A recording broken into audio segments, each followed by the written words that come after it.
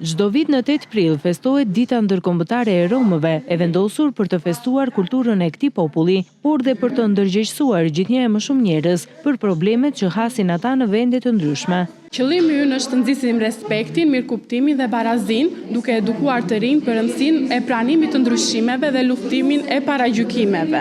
Nëpërmjet diskutimeve, prezantimeve të nxënësve dhe krijimtarisë së tyre, synojmë të ndërtojmë një mjedis shkollor më gjithëpërfshirës ku të gjithë të ndjehen të vlerësuar për atë që janë.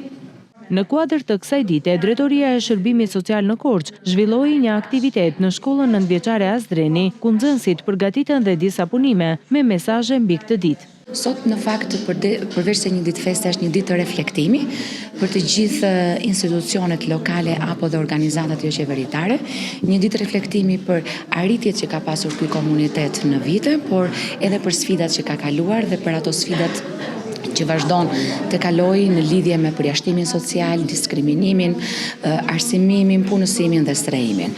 Dhe në fakt jo pa qëllim kemi zgjedhur fëmijët për të bërë aktivitetin si allka kryesore apo elementi kryesor bazë për integrimin e një shoqërie që është arsimimi.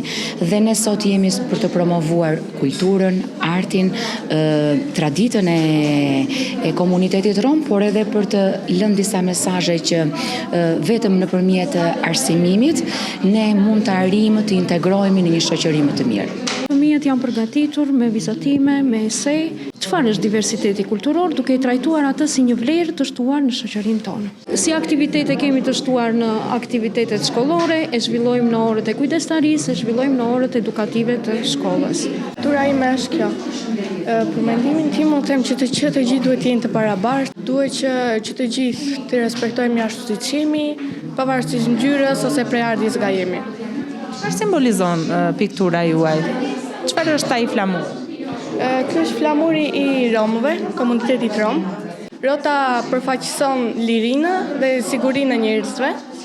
Dhe ngjyrat, jeshilja për shembull përfaqëson barin dhe bluja përfaqëson qiellin. Apeli që vjen në këtë ditë është mbi zbatimin e politikave të përfshirjes së komunitetit rom dhe përpjekjet për zbutjen e vështirësive me të cilat përballet ky komunitet. Romët kanë zhvilluar traditat e tyre në muzikë, poezi, kërcim dhe pikturë. Kërcimi tradicional është një element i rëndësishëm i kulturës rome, i cili ka ruajtur elemente nga India, ashtu siç dhe ka përfshirë elemente nga kultura e vendeve në të cilat kanë jetuar.